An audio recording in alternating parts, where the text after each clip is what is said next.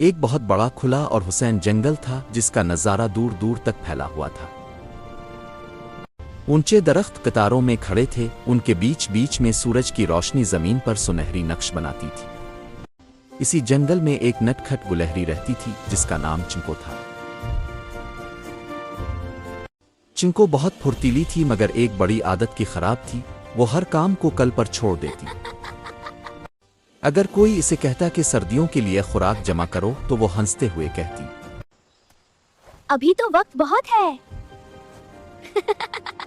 इसी जंगल में एक खामोश चींटियों का कबीला भी रहता था।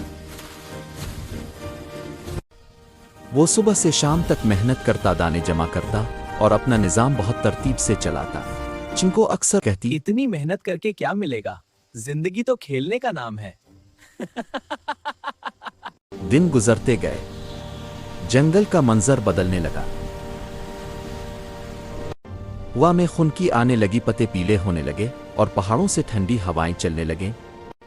बुजुर्ग अलिफालू ने बताया, ये लंबी सर्दियों का इशारा है, जो तैयार नहीं होगा उसे मुश्किल होगी। चिंको ने यह सुना मगर फिर भी खेल में लगी रही। वो दरख्तों से दरख्तों पर छलांगे लगाती, परिंदों के साथ दौड़ लगाती और वक्त को हंसी में उड़ा देती।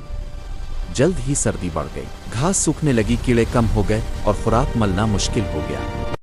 वो उदास होकर जंगल के खिले मैदान में पहुंची। चारों तरफ खामोशी थी। दौर चींटियों का कबीला अपने गर्म महफूज बिल में मुनज़्ज़म तरीके से रह रहा था। चिंको परेशान हो गई, इसके पास न दाने थे न महफूज जगह। शर्मिंदा होकर चिंको उनके पास गई और मदद मांगी।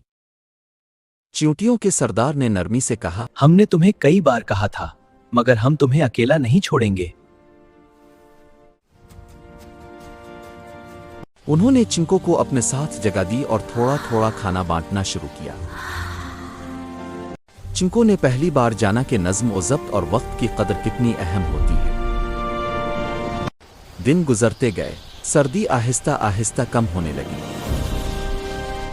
एक सुबह सूरज दोबारा पूरी रोशनी के साथ निकला। परिंदे वापस लौट आए और जिंदगी दोबारा मुस्कुराने लगी।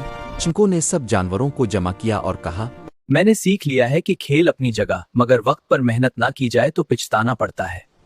अब चिंको सिर्फ नटखट गुलहरी नहीं रही थी, बल्कि एक समझदार गुलहरी बन चुकी थी।